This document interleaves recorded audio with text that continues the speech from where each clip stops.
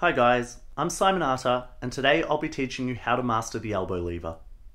You may also hear this skill referred to as the stab freeze, elbow planche or crocodile, or pronounced as the elbow lever depending on where you are in the world. Regardless of what you call it, the elbow lever is a skill that involves holding the body in a horizontal position above the ground by resting the torso on the elbows. The appearance of an elbow lever is similar to a bent arm planche. However, as the body weight rests on the elbows in the lever, it relies more on structural support rather than brute shoulder strength, making this skill less difficult. The elbow lever can be performed on two hands, or more challengingly on one hand, and in this video I'll be teaching both variations. Despite its relatively low difficulty, the elbow lever provides a foundation for many advanced breakdancing and calisthenics moves. Every single one's got a story to tell. Everyone knows about it.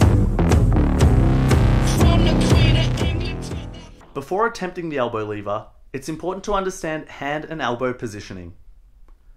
The hands can be positioned forward, to the sides, or backward. Positioning the hands with the fingers facing forward can result in large compressive strain to the wrists and make it difficult to place the elbows under the abs.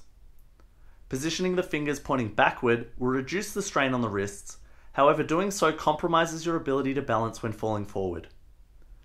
Positioning the hands so the thumbs point forward and fingers angle out will reduce the compressive strain on the wrists, while still allowing you to make corrections with the thumbs if you begin to fall forward.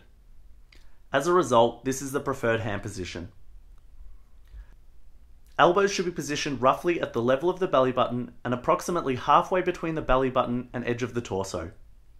If you find your elbows slipping out to the side, try positioning them closer to your midline. Protracting or rounding the shoulders can help you get the elbows closer together. When on one arm, the supporting elbow should be positioned as close to the midline as possible so your body weight can be centered over your hand. To perform the elbow lever, start in a push-up position with the legs straddled. The hands should be placed close together so the forearms are parallel when the elbows are in position. With the hands on the floor, bend your arms as you gently lower so your elbows support some of your body weight. From here, bend the knees so they rest on the floor, shortening the lever arm of your lower limbs. Then try to lift your legs off the floor. If you can comfortably lift your legs off the floor with the knees bent, you can increase the difficulty by doing so with the knees straight. This requires more core and hip extensor strength as the lever is longer. Finally, you can progress to the most difficult position by bringing the legs together. In the full position, the body should form a straight line from the shoulders to the toes. As you advance through these progressions, extending the lever of your lower limbs, the body must lean forward slightly to maintain balance. Once you're comfortable with the two-arm lever, you can begin to train the single-arm variation. Start in the same position as when entering the two-arm elbow lever, however before taking your feet off the ground, shift your weight over to one side and position that elbow as close to your midline as possible.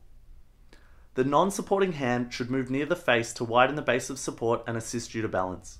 Before trying to lift your feet, ensure you are comfortable balancing in this position with your feet on the ground. From here, the steps are the same as with two arms. Bend your knees and try to lift the legs off the ground, then progress to the straddle and full positions. You may find it easier to start with the legs straight and apart when commencing one-arm training, as you should already have the core strength required from the two-arm variation, and the wider distribution of weight will make it easier to balance. When you can comfortably hold a position with one hand by your face, reduce how much this hand is assisting by lifting to the fingertips. As your balance improves, practice lifting this hand off the ground for increasing periods until you can balance solely on one hand. As practicing the elbow lever puts a lot of pressure on your wrists, ensure you start slowly, allowing time for your muscles and surrounding tissues to recover and adapt. I recommend starting with 3 practice sessions per week and gradually increasing the volume and frequency over time. I hope you enjoyed this tutorial, and if you did, please show me some support by liking the video or leaving a comment, and don't forget to subscribe for more. Thanks guys!